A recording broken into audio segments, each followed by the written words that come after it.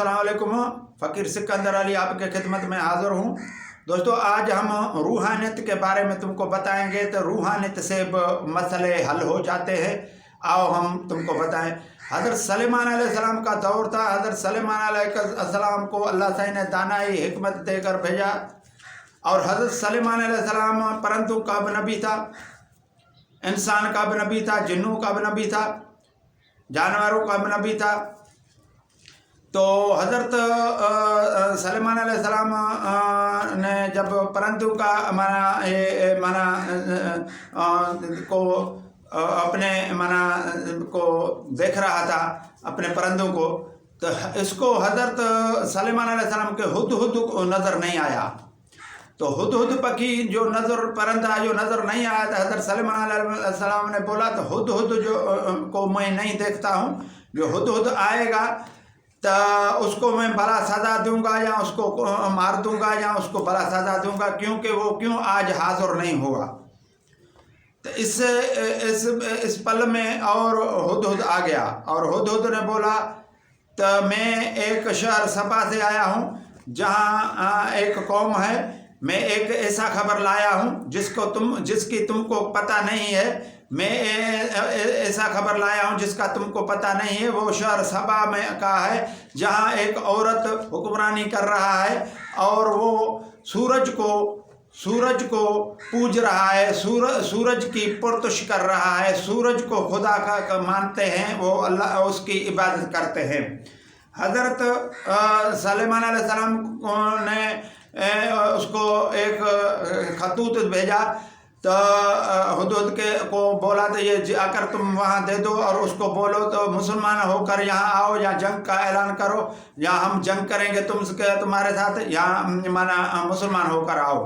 پھر ہدہد نے وہاں جا کر خط پہنچایا، اور اس نے اس خط کو پڑھ کر اور اپنے سے صلاح مشورہ کیا. صلاح مشورے کے بعد اس نے حضرت سلیمان علیہ السلام کے پاس تحفے بھیجے، سوغات بھیجے، دنیا دولت کے تحفے بھیجے. حضرت سلیمان علیہ السلام نے اس کو قبول نہیں کیا اور تاپش میں آ گیا، کیونکہ اللہ والے جو ہیں وہ دنیا دولت کو اہمیت نہیں دیتے ہیں، کیونکہ اس کا جو پروگرام ہے وہ اللہ کے نام سے ہی شروع ہوتا ہے، اور وہ اللہ کے پروگرام کو پائے تکمیل پہنچانے کی کوشش کرتے ہیں. اس کو دنیا کو اور نفسانی خواہشوں کو اہمیت نہیں دیتے.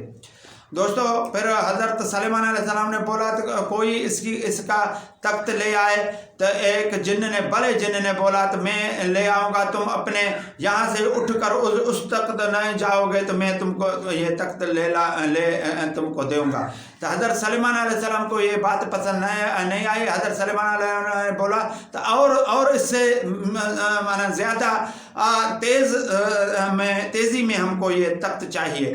تو ایک جس کو اللہ نے کتاب کی علم دی تھی وہ وہاں بیٹھا تھا. اس نے بولا تھا میں تم کو تم اپنے نظر آپ تک یہ ایسے کر کے دیکھو گے تو تخت تمہارے سامنے آ جائے گا. دوستو ایسا ہی ہوا تو تخت آ گیا.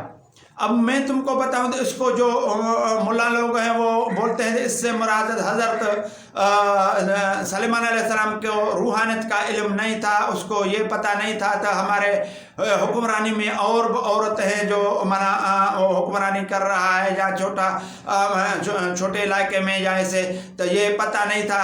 تو یہ بھائی آ کر ہدہد نے بتایا. دوستو یہ میں تو کو اس ملا لوگ کو بتانا چاہتا ہوں.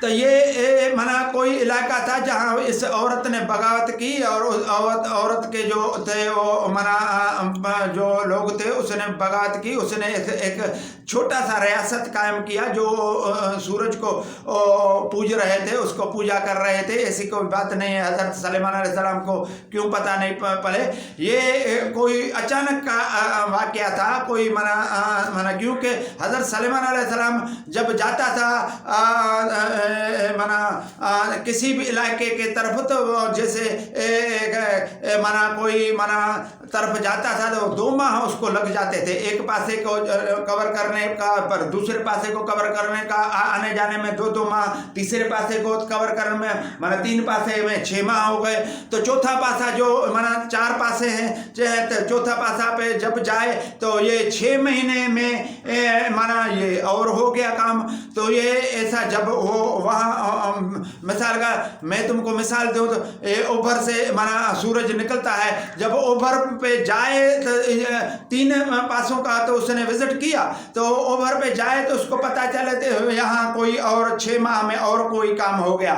یہ ماجرا تھا، باقی یہ نہیں تھا۔ تو اب دوسرا میں تم کو بات بتاؤں تو کسی کو کوئی شعبہ دیا جاتا ہے تو اس شعبے کے بغیر دوسرے شعبے کو اس کو علم نہیں ہے، کیوں کہ جو شعبہ دیا جائے۔